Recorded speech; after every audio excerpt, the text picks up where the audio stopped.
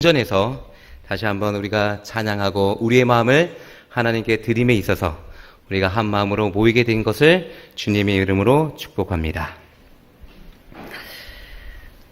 작년 초였습니다. 한 친구가 한 후배를 길에서 우연찮게 만나게 되었습니다. 그런데 이 후배가 그냥 이렇게 만나서 반갑게 인사할 뿐만 아니라 굳이 저희 집에 이 사택에 들어오겠다는 겁니다. 저는 이렇게 초청하거나 들어오라 말 안 했는데 굳이 들어와서 저에게 좋은 것을 소개해 주겠다는 거예요. 이거는 너무 좋기 때문에 형님이 꼭 들어야 한다고 말하는 것입니다. 그래서 집으로 들어와서요, 그 친구에게 1시간 남짓 좋은 이야기를 듣게 되었습니다. 그 좋은 이야기는 어떤 이야기였을까요? 형님, 이 상품에 가입을 하게 되면 이렇게 시작을 하는 겁니다. 그리고 형님께서 2사람만 소개를 해주면 그 2사람이 자꾸 퍼져나가서 형님은 이제 1년 후에 아주 호화로운 크루즈 여행을 하게 될 것입니다. 포인트가 계속 쌓이게 돼서 앞으로 살아갈 염려를 안 해도 되고 일을 하지 않아도 계속적으로 돈이 들어오기 때문에 목회만 전념하면 될 것입니다. 이렇게 얘기를 하는 거예요. 그리고 제가 얼마 전에 그 친구를 다시 한번 만나게 되었습니다. 그리고 물어보았어요. 너는 초호화 유람선을 타고 세계를 여행했냐고. 그 친구도 아직까지 여행하지 못했다는 것입니다. 제가 이 이야기를 들으면서 정말 이 이야기 들으면은 혹할 것 같죠. 근데 형님, 이 가입하는데 30만 원을 내라는 거예요. 제가 그때 30만 원이 아니고 3만 원만 내고 가입해라. 그러면은 앞으로 초호화 유람선을 타게 될 것이다. 이러면 3만 원을 내고 어떻게 보면 가입을 했을 수도 있었을 겁니다. 30만 원은 저에게 굉장히 큰 돈이었기 때문에 가입하지 못했던 것입니다. 우리 성도님들, 이렇게 좋은 상품이 실제로 존재한다면 하시고 싶으세요? 정말 우리가 시간만 지나면 이 세계를 그냥 유람선 타고 호화롭게 다니면서 이렇게 한다면 이 상품은 그 어떤 누구도 가입하지 않겠다고 하지 않을 것입니다. 이것이 확실하고 이것이 실제로 존재한다면 우리 모두는 그것에 가입하기를 굉장히 원할 것입니다. 우리가 천국을 진정으로 가고 싶은가? 이 질문을 우리가 듣게 된다면 정말 그곳이 존재하고 우리가 바라고 원하는 그 천국이 실제로 존재한다는 것을 우리가 확실하게 믿는다면 그 어떤 누구가 이 천국을 잃어버리겠습니까? 우리의 마음속에 다시 한번 믿음이 자라나기를 간절히 바랍니다. 제가 기도하고 말씀을 살펴보시겠습니다. 감사하신 하나님 아버지, 이 시간 저희들의 마음을 어루만져 주시사 저희들의 마음이 성령 하나님께 굴복하게 하여 주시고 하나님께서 저희들의 마음속에 심어주시는 그 진리의 씨앗을 우리의 마음밭에 심게 하여 주시옵소서. 그 말씀이 정말 우리 마음속에서 반응하며 자라나게 축복하여 주시옵소서. 이 1시간 내내 성령 하나님께서 저희들과 함께하여 주시옵기를 사랑이 많으신 예수님의 이름으로 간절히 기도드립니다. 우리 성도님들, 천국을 가시고 싶으십니까? 아멘. 그 천국이 실존한다는 것을 믿으세요? 아멘이 조금 작아진 것 같습니다. 제가 한 사진을 보여드리겠습니다.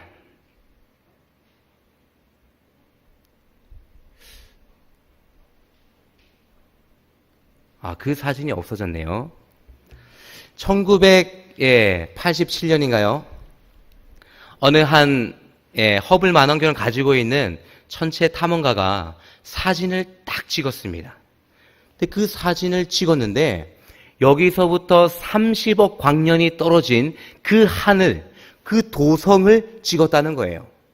근데 그 도성을 보니까 지금 이 사진하고 너무나 비슷한 것입니다.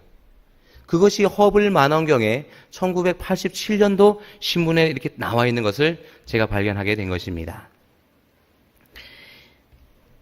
여기 있네요. 제가 이 사진을 꼭 보여드리겠습니다.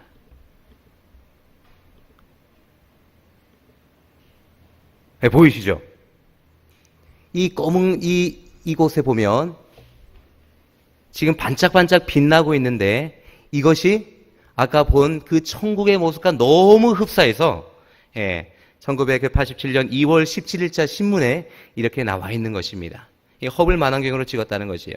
30억 광년 떨어져 있는 그곳에 이렇게 천국이 있다. 이게 뭐 실제인지 아닌지 모르겠으나 정말 우리의 염원하는 그 하늘나라가 실존한다고 우리에게 확실하고 우리가 그것을 믿음의 눈으로 바라본다면 얼마나 좋을까요? 우리는 지금 천국을 기다리는 사람들이고 천국에 가기를 간절히 소망하는 하늘에 속한 하나님의 백성들인 것입니다. 그렇다면 천국에 가기를 원한다면 천국에 관한 것을 잘 알아야 될까요? 몰라도 될까요? 잘 알아야 되는 것입니다. 그래서 예수님께서는 마태복음 13장에 이 천국에 관해서 비유를 무려 7가지를 들어서 저희들에게 말씀하고 계시는 것입니다. 우리가 다 함께 그 비유의 말씀을 살펴보도록 하겠습니다. 마태복음 13장 1절로 9절에 있는 말씀인데요. 우리 성도님들께서 짝숫절을 읽어주시고 제가 홀숫절을 읽도록 하겠습니다. 그날에 예수께서 집에서 나가사 바닷가에 앉으시매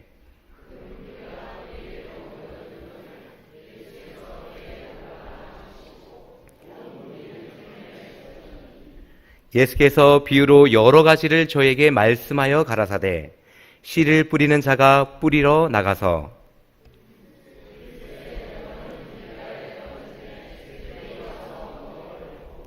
더러는 흙이 얕은 돌밭에 떨어짐에 흙이 깊지 아니하므로 곧 싹이 나오나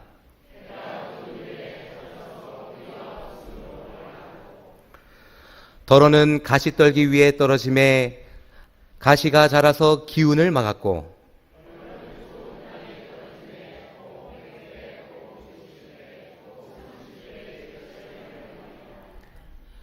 귀 있는 자는 들으라 하시니라. 아멘. 우리 예수님께서는 이렇게 조용한 저녁 시간이었던 것 같아요. 사람들이 많이 모여있는 그 군중들 속에서 예수님께서는 배에 앉으셔서 그들에게 무엇에 관해서 지금 가르치고 계세요? 천국에 관해서 비유를 들어가시며 그들에게 가르치시고 계신 것입니다.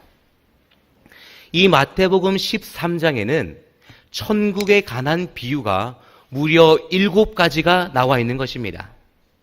저는 이 4번의 시리즈 설교를 통해서 이 7가지 나타난 그 천국의 비유를 살펴보시면서 우리 성도님들과 함께 은혜를 나누고자 합니다.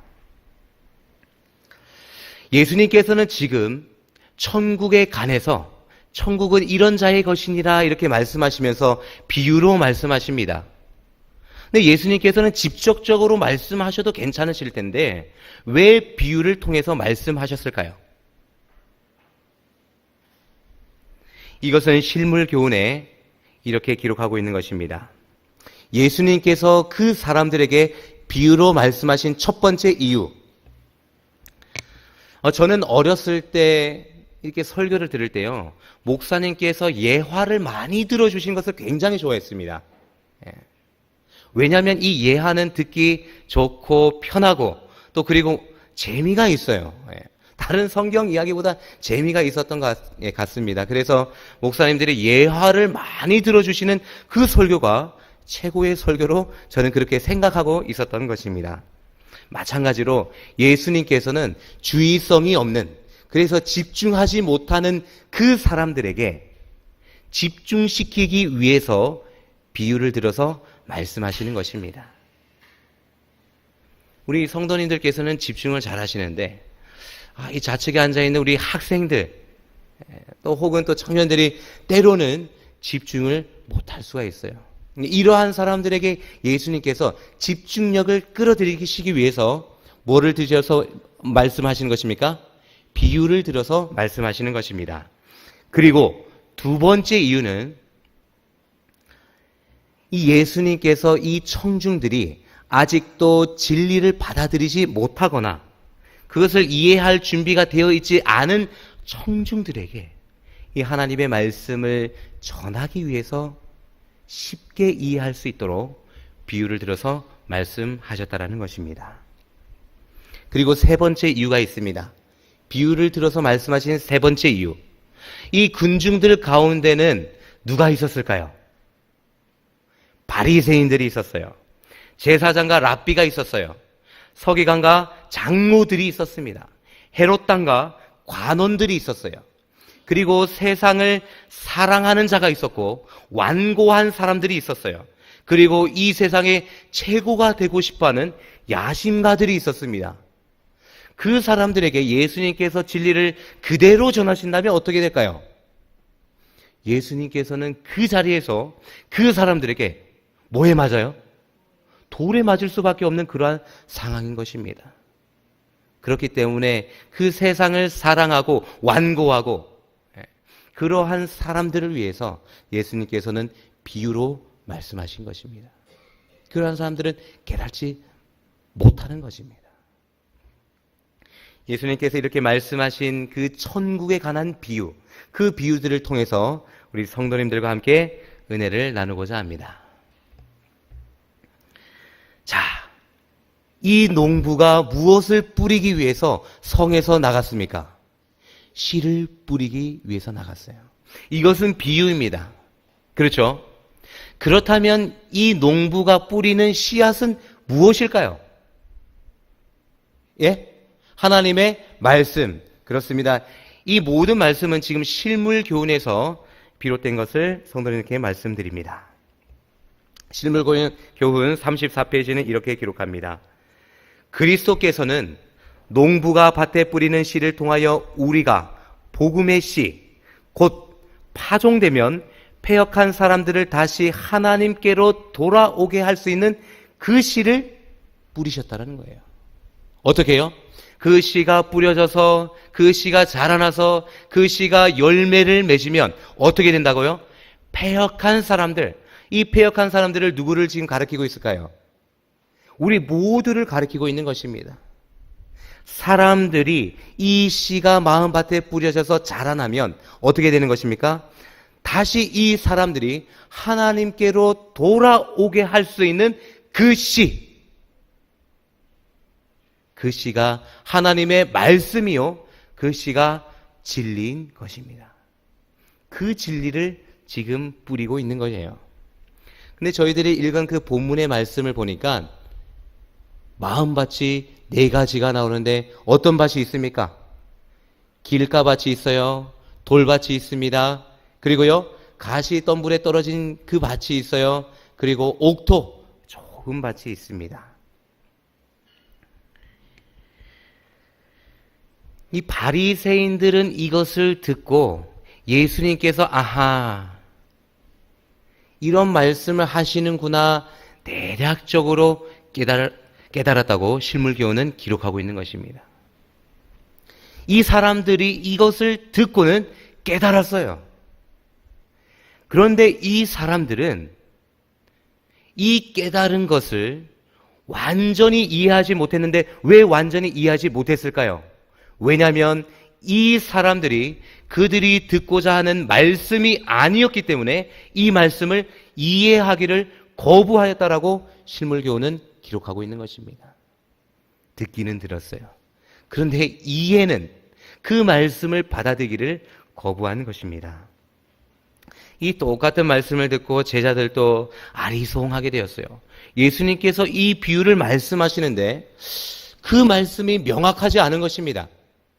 그래서 제자들이 예수님께 조용히 찾아가서 그 말씀을 묻는 거예요. 저희들이 읽은 그 본문의 말씀 그 뒤편에는 예수님께서는 이 비유를 자세하게 설명하는 것을 기록하고 있는 것입니다. 그 진리를, 그 깨닫지 못한 그 진리를 알고자 하는 그 제자들에게 하나하나 설명하시는 그 예수님의 그 모습을 우리가 보게 되기를 간절히 바랍니다. 진리를 알고자 하는 사람, 진리를 깨닫고자 하는 그 사람은 그 어떠한 사람이라도 예수님께 나아가면 그 말씀을 깨닫게 해주시는 예수님인 것입니다. 그 예수님을 의지하면서 우리에게 들려주는 그 말씀을 깨닫게 되기를 간절히 소망합니다. 첫 번째 밭입니다. 어디예요? 길가밭입니다. 이 농부가 씨를 뿌리는데 이 씨가 길가에 떨어졌어요. 이 길가에 떨어진 씨는 무슨 밭을 의미할까요? 실물교회는 이렇게 기록합니다. 주의를 기울이지 않는데요. 주의를 기울이지 않고 하나님의 말씀을 듣는 그 사람들의 마음밭이 이 길가밭이라는 겁니다. 이기적인 목적과 제약적인 그 방종에 몰두된 사람은 죄의 유혹으로 강팍된 사람들의 마음밭이다. 이 길가는 사람들이 많이 왕래합니다. 그리고 많은 동물들이 왔다 갔다 해요. 딱딱하게 굳어 있습니다. 씨가 떨어졌지만 그 씨가 뿌리를 내리고 자라날 수 없는 그러한 길가밭인 것입니다. 주의를 기울이지 않아요. 무관심합니다. 이 교회에 와 있지만 하나님의 말씀을 듣는데 무관심한 사람들.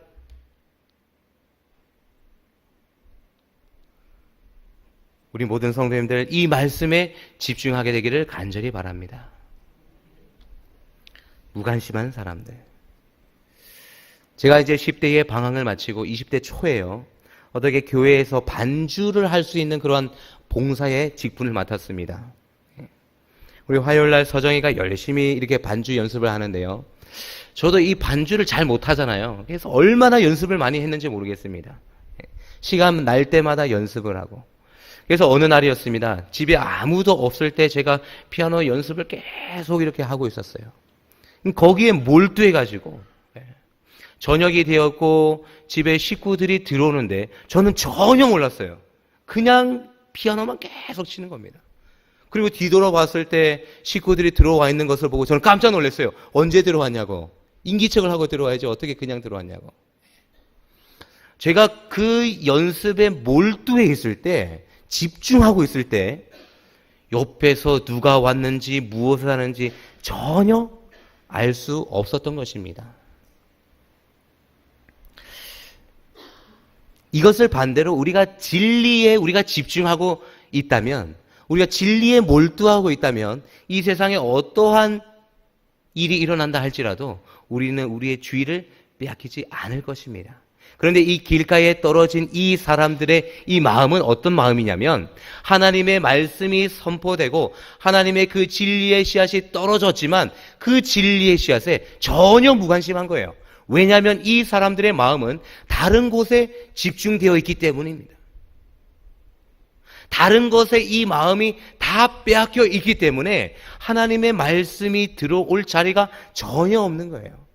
진리의 씨앗이 떨어지지만 그 진리의 씨앗에 전혀 관심이 없는 무관심한 상태인 것입니다. 이 밭에 떨어진 씨앗은 어떻게 될까요? 그림에 나오는 것처럼 누가 주워가요? 새가 와서 그 씨앗을 주워가 버린다는 것입니다. 사랑하는 성도 여러분, 이 새가 누구일까요? 이 똑같은 비유가 마가복음 4장, 누가복음 8장에도 기록되어 있는데요. 마가복음에는 이 새를 누구라고 가리키고 있냐면 마귀라고 하는 것입니다. 누가복음은 이 새를 사단이라는 거예요. 하나님의 말씀이 없어서 진리의 씨앗이 받아본 적이 없어서 이 사람이 멸망하는 것이 아니라 하나님의 말씀이 주어지지만 진리의 씨앗이 떨어지지만 그것에 전혀 무관심한 사람은 사단이 그 진리의 씨앗을 가져간다는 것입니다. 실물교회는 이렇게 기록하고 있습니다. 이 하나님의 말씀이 선포되는 이 집회에 사단과 그의 부하들도 참석한대요. 그러니까 이 하나님의 성전에 사단도 참석하고 있는 겁니다. 어느 사람이 길가밭인가 이렇게 둘러보는 거예요. 어느 학생이 말씀 듣지 않고 옆에 친구들과 떠들고 있는가? 어떤 학생이 이 말씀 시간에 핸드폰 하고 있는가? 어떤 학생이 졸고 있는가? 누가 보고 있어요? 사단이 보고 있다는 거예요. 사단도 이 진리가 선포되는 집회에 참석한다고 했습니다. 그런데 하나님의 천사들은 그 말씀이 사람들의 마음에 감명을 주도록 애를 쓴대요. 그 말씀에 감동을 받고 은혜를 받고 회개할 수 있도록 감동을 주고 그렇게 노력하는데 사단과 그의 부하들은 어떻게 해요? 그 말씀이 그 사람의 마음밭에서 아무런 효과를 내지 못하도록 열심히 뭐하고 있는 거예요? 활동하고 있는 겁니다. 사랑하는 성도 여러분, 우리의 마음밭이 이 길가밭이 되어서 될까요? 예, 다음 밭입니다. 이 다음 밭은 어느 밭이에요? 돌짝밭입니다. 돌짝밭. 이 돌짝밭에 떨어진 씨앗, 그 밭은 실물교는 이렇게 기록하고 있습니다.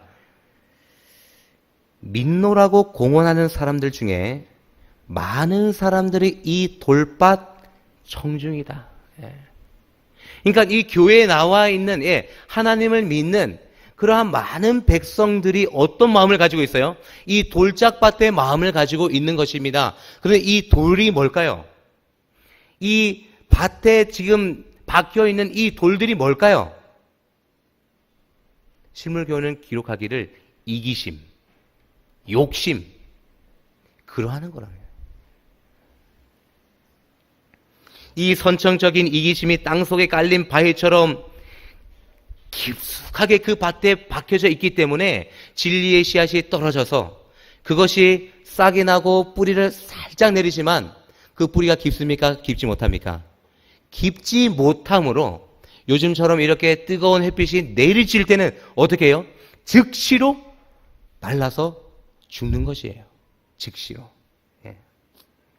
이 겉으로는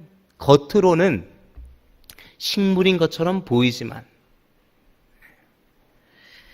자, 식물의 뿌리가 우리의 눈에 보입니까? 보이지 않습니까? 그런데 이 식물은 이 뿌리 없이는 살 수가 없는 거예요.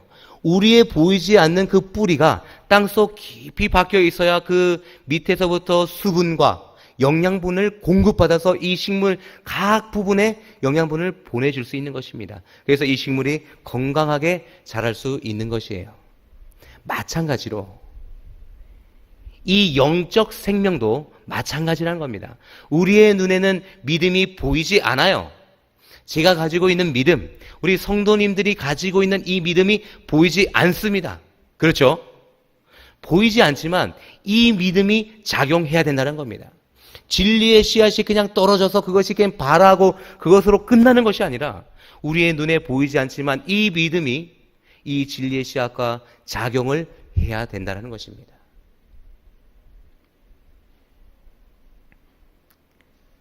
우리의 눈에 보이지 않는 이 믿음이 그리스도와 연합할 때, 뭐 할 때요? 이 믿음이 누구와 연합할 때? 그리스도와 연합할 때 우리의 영적 생명의 영양분을 가져다 줄 수 있다고 실물교훈은 기록하고 있는 것입니다. 아멘. 우리 사랑하는 성도 여러분, 하나님의 말씀을 받을 뿐만 아니라 우리의 믿음을 활용하게 되시기를 간절히 바랍니다. 그 믿음이 있어야 돼요. 그 믿음이 없으면 우리는 문의는 그리스도인처럼 보이나, 우리의 겉모습은 예수님을 따르고 예수님을 사랑하는 것처럼 보이나, 뜨거운 햇빛이 내리칠 때 그 식물이 말라 죽는 것처럼 우리의 삶 속에 환난이나 어려움이 닥치면 영락없이 지체 없이 우리의 그 진리의 씨앗은 말라서 죽게 된다는 것입니다. 사랑하는 성도 여러분, 우리의 믿음을 예수 그리스도께 접붙이기를 간절히 바랍니다. 겉으로는 그리스도인처럼 보이나. 이 광고가 꽤 오래전에 있었던 것 같습니다. 우리 학생들이 태어나기 전인 것 같아요. 한 20년 전쯤인 것 같은데요. 그때 우리나라의 이 바닥에 장판 대신 그 마루를 까는 그런 그 광고를 한 것 같습니다. 그래서 그 광고를 하는 그 사람이, 무늬만 나무 아니에요? 이런, 혹시 그 광고를 기억하십니까? 똑같은 무늬라 해서 다 나무가 아니라는 것이죠. 자기가 그 광고하는, 그 선전하는 그것이 진짜 나무라는 것입니다. 그렇죠? 무늬만 나무 아니에요. 우리는 이렇게 무늬만 그리스도인 척 할 수 있다는 것입니다. 뭐 없이요? 믿음 없이. 예수님과 밀접한 관계 없이 예수님을 따르는 척, 예수님을 사랑하는 척, 그렇게 척하는 신앙을 할 수 있다는 것입니다. 사랑하는 성도 여러분, 그러나 우리에게 희망이 있습니다. 우리에게 약속의 말씀이 있습니다. 우리의 믿음의 그 뿌리를 그리스도께 내리면 우리는 어떠한 환난이나 어려움이나 곤고 속에서도 결코 흔들리지 않는 그러한 믿음을 소유할 수 있다는 사실인 것입니다.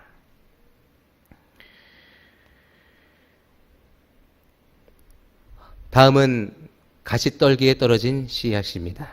가시떨기 밭이에요. 이 가시떨기는 어떤 밭을 나타내고 있습니까? 예수님께서 그 제자들에게 설명을 하시면서 이 가시떨기 밭은 이 세상의 염려로, 무엇으로요? 세상의 염려로 이 마음이 어두워진 그 마음밭을 나타내고 있는 것입니다. 이 재리에 대한 욕심, 이 돈에 대한 욕심이 그 마음을 완전히 점령한, 그래서 그 진리의 씨앗이 자랄 수 없는 그 마음밭을 설명하고 있는 것입니다. 우리가 좀 전에 부른 그 찬양이 있죠. 그 찬양에 보니까 이 세상에 염려 없는 사람이 없다는 것이죠. 그렇습니다. 이 세상의 염려로부터, 이것으로부터 자유로운 사람은 이 세상에 아무도 없는 것입니다. 어떤 계층의 사람들을 막론하고 세상의 염려로 시험을 받지 않는 사람은 단 한 사람도 없는 것입니다. 제가 이 실물 교훈을 읽으면서 이렇게 한번 정리를 해보았습니다. 한번 보시겠습니다. 염려. 이 세상에 살면서 학생들도 염려가 있어요. 이제 곧 수능이 있는데요. 얼마나 염려되고 걱정되겠습니까? 이 염려는 어떤 사람도 비켜갈 수 없는 것입니다. 이 염려를 너무 많이 하다 보니까 어떻게 하냐면 기도하고 말씀을 연구하고 하나님과 교제하는 시간을 뭐예요? 등한히 한다는 겁니다. 등한히. 그리고 나서 나를 떠나서는 너희가 아무것도 할 수 없다 라는 이 예수님 말씀을 뭐 해버려요? 우리의 기억 속에서 잊어버리는 겁니다. 염려하고 기도하고 말씀 보는 것을 등한히 하고 그렇게 하다 보니까 예수님께서 너희들 나 떠나서 아무것도 할 수 없어라는 그 말씀까지도 잊어버리는 거예요. 잊어버리고 나니까 뭐 하게 되는 거예요?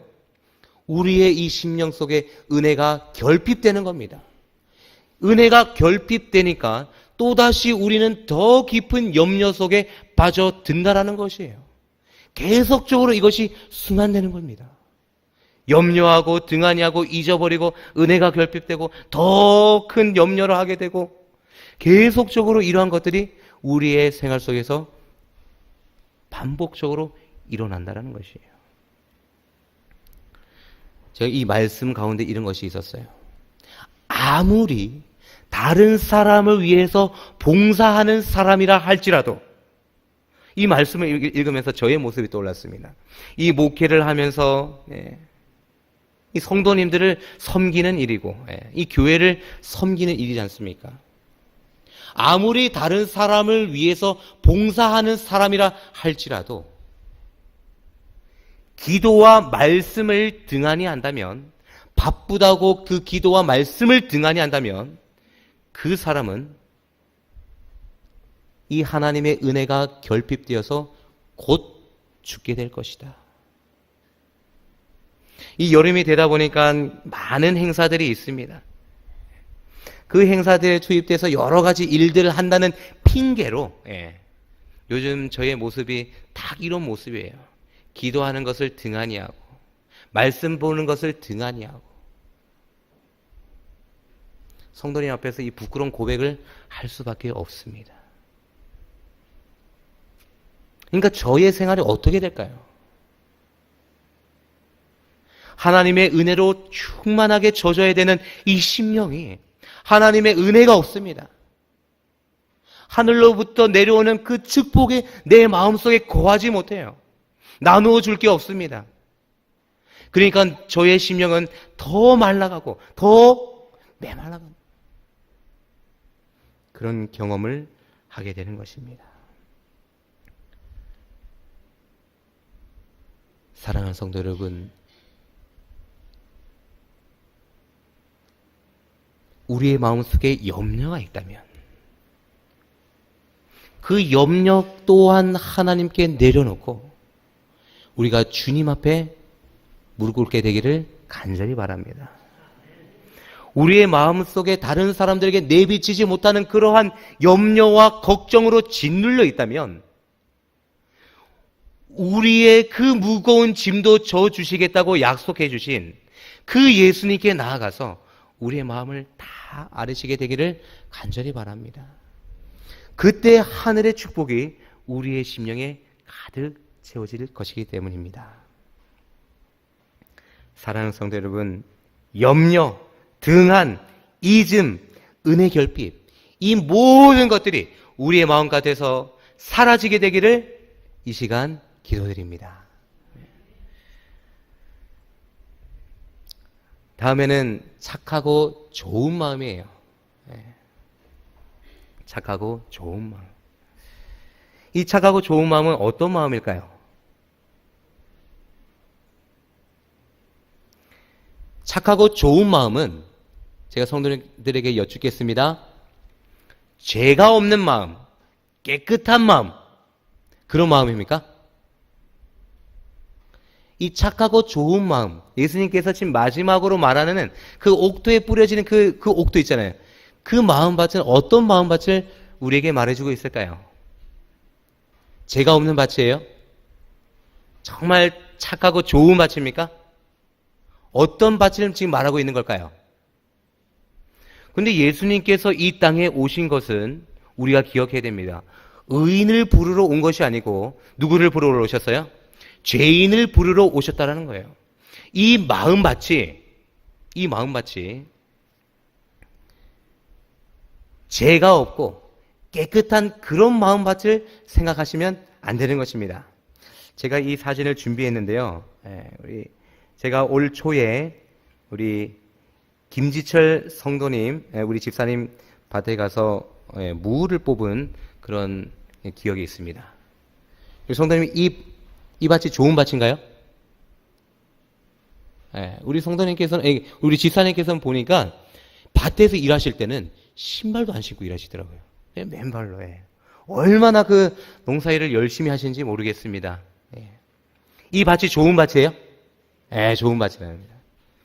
이 좋은 밭을 어떻게 여러분들은 판단하십니까? 제가 듣기로는 이 좋은 밭은 색깔이 진해야 된대요.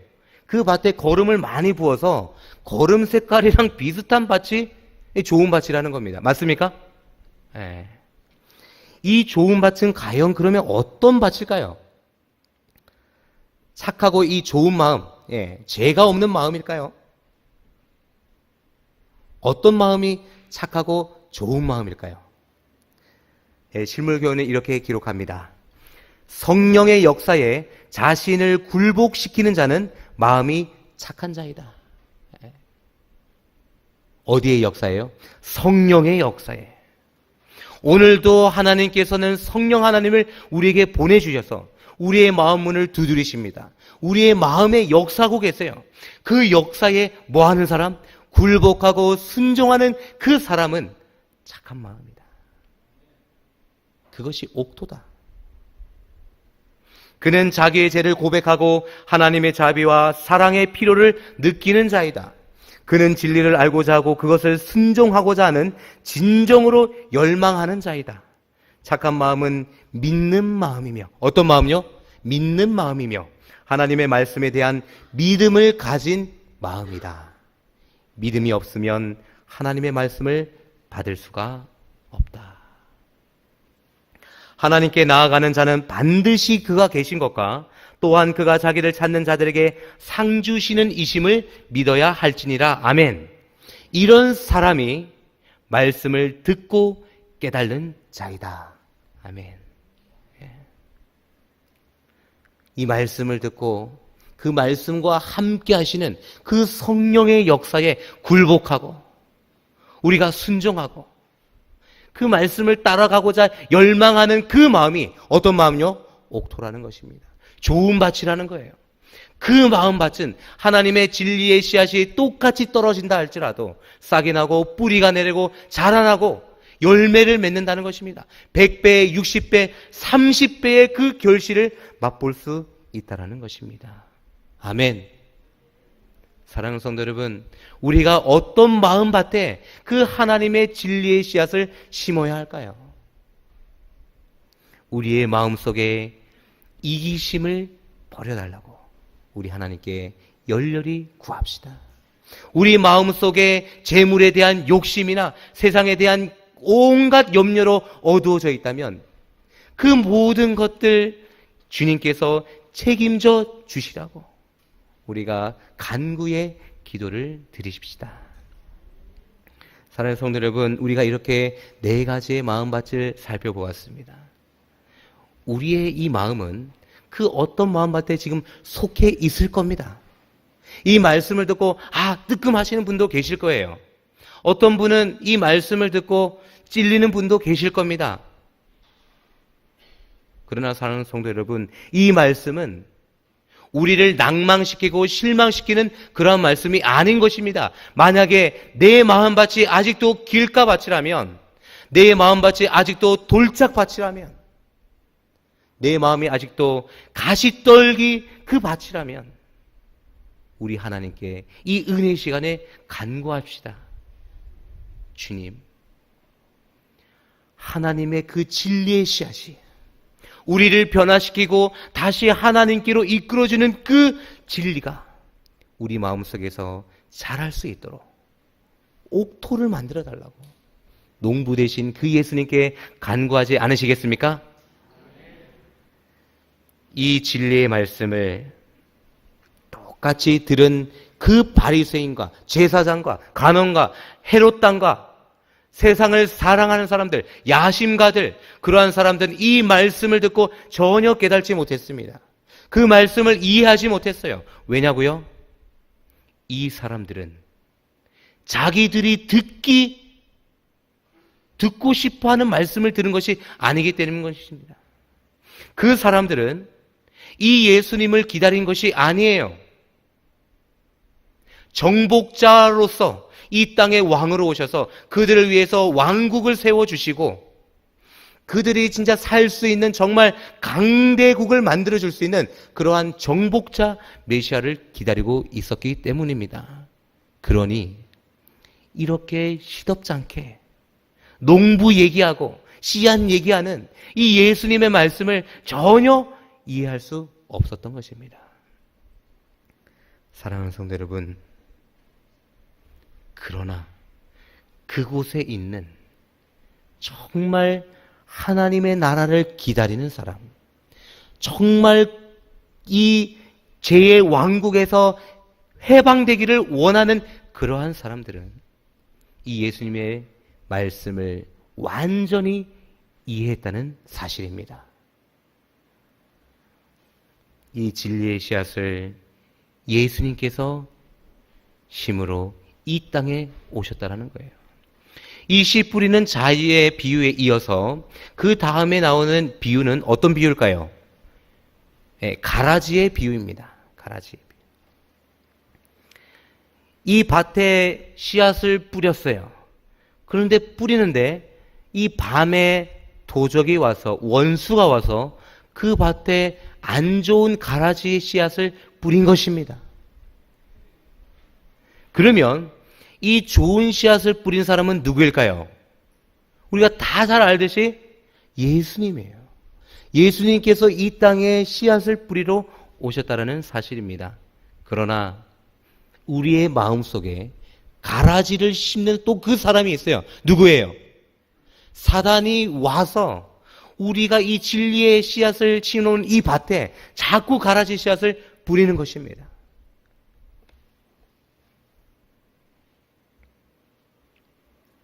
좋은 씨를 뿌리는 이는 인자요, 그리스도께서는 왕으로서가 아니요 씨 뿌리는 자로 이 땅에 오셨다.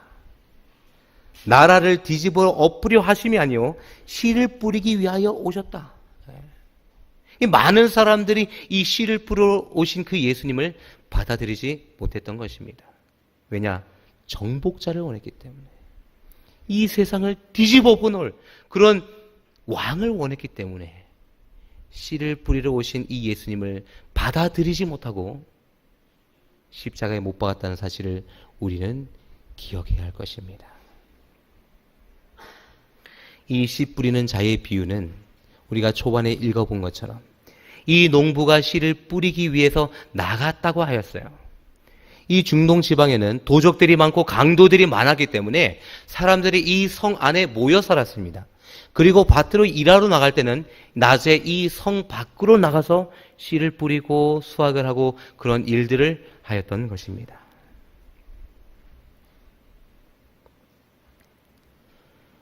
사랑하는 성도 여러분, 예수님께서 이 땅에 씨앗을 뿌리러 오시기 위해서 하늘에서 이 땅에 오셨다는 사실을 우리는 기억해야 됩니다. 우리가 지금 듣고 있는 이 진리의 말씀을 우리 마음속 하나하나 심어주시기 위해서, 우리 귀에 들려주시기 위해서 예수님께서 그 하늘을 버리시고 이 땅에 오셨다는 사실, 우리가 기억하게 되시기를 간절히 바랍니다. 우리가 이 예수님을 바라본다면, 이 예수님을 생각한다면 오늘 우리에게 들려주시는 이 진리의 씨앗을 우리가 어찌 그렇게 등한히 할 수 있단 말입니까? 우리가 이 예수님을 생각한다면, 그 진리의 씨앗을 뿌려주시기 위해서 그 어떤 고통도, 그 어떤 멸시도, 그 어떤 조롱도 마다하지 않고 기쁜 마음으로 이 땅에 오신 그 예수님을 생각한다면 우리에게 들려주시는 이 오늘 진리의 씨앗을 우리가 얼마나 귀히 생각하게 될까요? 이 진리의 씨앗을 우리의 마음속에 간직하고 자라나고 그 진리의 씨앗이 결실할 수 있다면 이러한 약속의 말씀이 있습니다. 하나님의 말씀을 받는 자는 또한 어느 누구도 고난과 시험을 면할 수 없다. 우리의 삶이 그렇죠. 우리가 이 땅에서 예수님 믿고 산다 할지라도 우리는 이 땅에서 그 당하는 그 고난과 시험을 면할 수는 없습니다. 그러나 환난이 올 때에 참된 그리스도인은 불안해하거나 불신하거나 낭망하지 않는다. 아멘. 사랑하는 성도 여러분, 오늘도 농부이신 그 예수님께서는 우리의 마음속에 진리의 씨앗을 심어주십니다. 그 씨앗이 자라나면 우리가 이 패역해 있고 정말 죄로 인하여 희망이 없는 우리의 이 삶을, 이 사람의 마음을 다시 하나님께로 인도하는 그 씨앗인 것입니다. 그 진리의 씨앗을 우리를 변화시켜 주시고 우리를 새롭게 하여 주시고 우리를 정결케 하여 주시는 그 진리의 씨앗을 우리의 마음속에 정말 소중히 간직하시며 그것을 우리의 첫째로 여기시고 그 진리의 씨앗을 우리 마음속에서 자라나게 하는데 그 일을 우리가 첫째 일로 삼는다면 정말 하나님께서 우리에게 능력 주시고 우리 마음속에 이 마음들을 나쁜 것들 다 제해 주심으로 이 마음밭이 옥토가 되어서 그 말씀이 자라나고 100배, 60배, 30배의 결실을 주실 것을 확신합니다. 그 진리의 씨앗을 우리 마음속에 정말 소중히 간직하게 되시는 저와 우리 모든 성도님들 되시기를 간절히 바라면서 말씀을 드리도록 하겠습니다.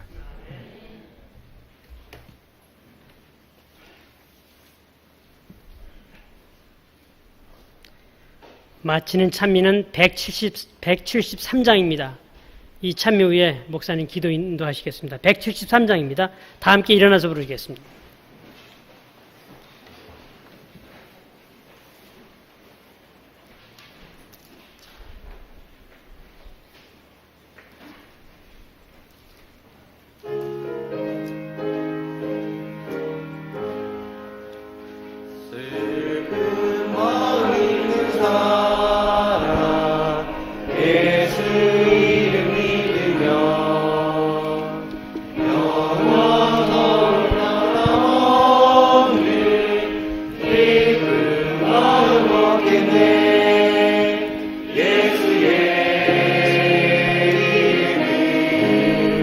항상 소망 되시고 예수의 이름을